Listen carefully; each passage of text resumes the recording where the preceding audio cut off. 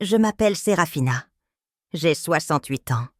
Et ma vie a été marquée par la routine, la solitude et un passé qui, bien que plein de souvenirs, n'a pas eu l'étincelle qui a illuminé ma jeunesse. Mon mari, Alberto, est décédé il y a 10 ans.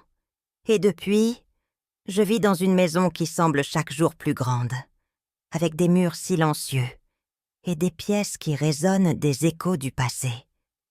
Mais tout a changé lorsque Luciano, mon petit-fils, est entré dans ma vie.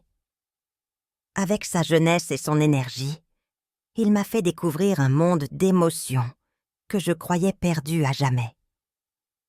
Avant de poursuivre, en découvrant les expériences quotidiennes et même les moments qui ont marqué la vie de ces dames, abonnez-vous pour ne manquer aucune histoire et aimez cette vidéo pour nous soutenir.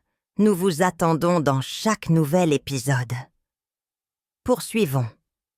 Luciano est le fils de ma belle-fille, Mariana, qui a épousé mon fils Gabriel il y a quelques années. Bien qu'il ne soit pas mon petit-fils par le sang, je l'ai toujours traité comme s'il l'était.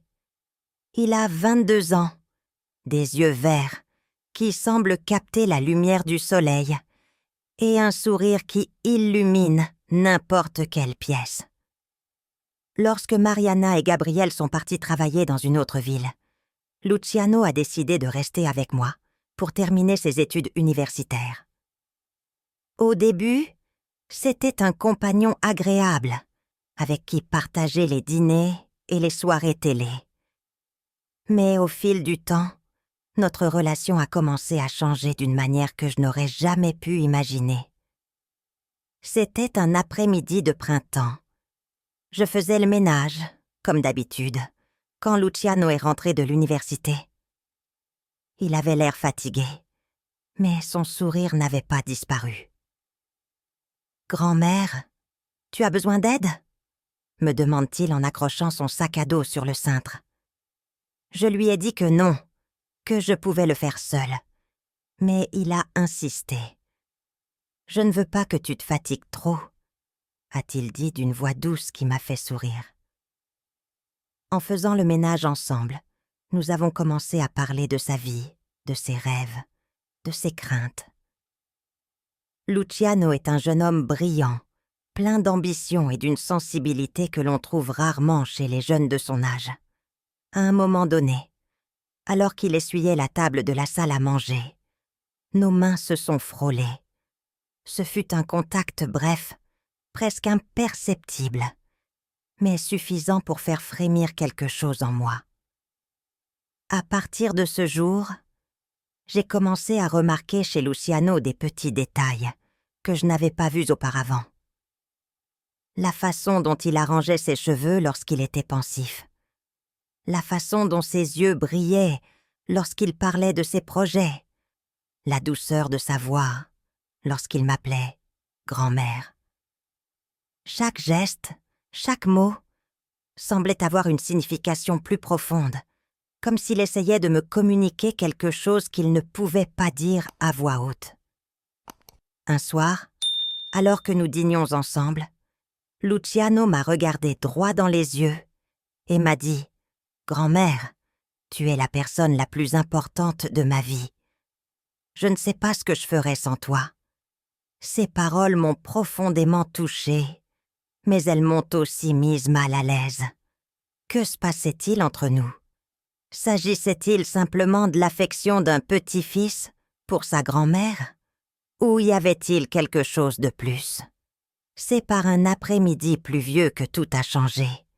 Nous étions dans le salon, assis sur le canapé, en train de regarder un film que Luciano avait choisi. Soudain, il s'est tourné vers moi et m'a pris la main. « Grand-mère, il faut que je te dise quelque chose, » dit-il d'une voix tremblante. Je suis restée immobile, ne sachant pas à quoi m'attendre. Ces derniers mois ont été les plus heureux de ma vie. Être avec toi, partager ces moments avec toi, c'est tout ce qui compte pour moi. Ces mots m'ont coupé le souffle. Luciano, je t'aime aussi beaucoup, mais ai-je commencé à dire. Mais il m'a interrompue. Non, grand-mère, ce n'est pas seulement ça. Ce que je ressens pour toi va au-delà de l'affection d'un petit-fils. Je ne sais pas comment l'expliquer, mais je ne peux plus le cacher. À ce moment-là, j'ai eu l'impression que le monde s'arrêtait. Qu'est-ce que je disais? Comment est-ce possible? Mais avant que je puisse répondre, Luciano s'est approché et m'a serré dans ses bras avec une force qui m'a surpris. C'était une étreinte pleine d'émotions, de besoin, de quelque chose que je ne pouvais pas définir. Je ne peux pas dire que ce qui s'est passé ensuite était prévu. C'était quelque chose de naturel, comme si nous avions tous les deux attendu ce moment, sans nous en rendre compte. Luciano m'a pris par la main et m'a conduit dans ma chambre. Là, dans l'intimité de cet espace qui avait été le témoin de tant d'années de solitude, nous avons découvert une connexion que nous n'avions jamais connue auparavant. Ce fut un moment de tendresse, de découverte, d'émotions que je ne savais pas pouvoir encore ressentir. Luciano m'a traité avec un respect et une douceur qui m'ont profondément touchée. Et même si je savais que ce que nous faisions était inhabituel, voire inapproprié, je ne pouvais pas nier ce que je ressentais. C'était comme si, après tant d'années, j'avais retrouvé quelque chose que je croyais perdu à jamais. À partir de ce jour, notre relation a changé du tout au tout. Luciano et moi avons commencé à partager des moments intimes qui allaient au-delà de ce qu'une grand-mère et son petit-fils devraient vivre.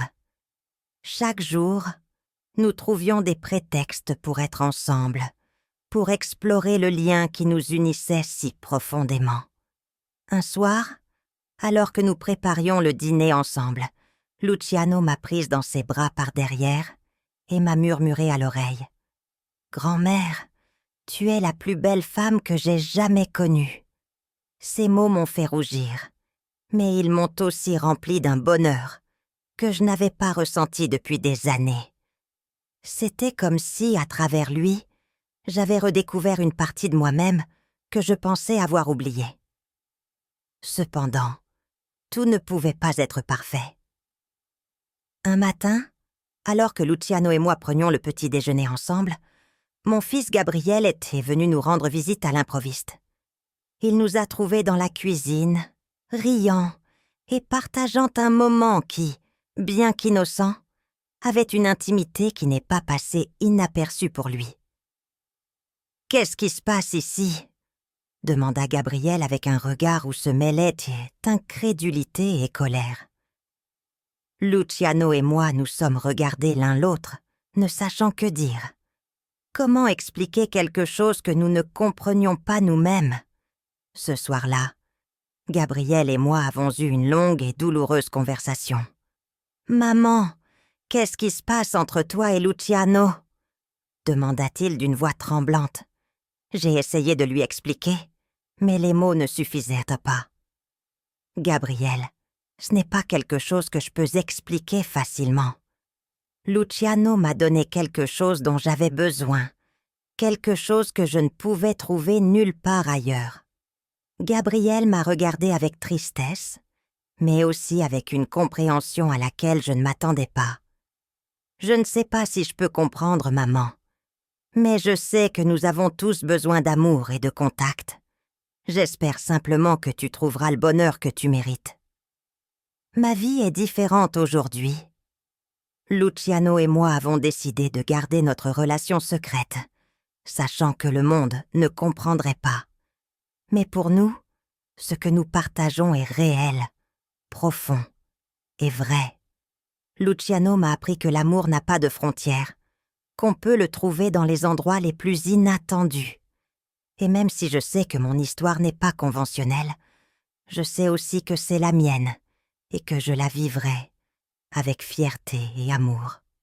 Merci de nous accompagner dans ce voyage d'émotions. N'oubliez pas que votre soutien compte beaucoup pour nous. Si vous avez aimé cette vidéo, n'hésitez pas à l'aimer et à la partager. Nous avons encore beaucoup d'autres histoires passionnantes à raconter. Ne les manquez pas. Abonnez-vous et activez la cloche de notification. À la prochaine fois.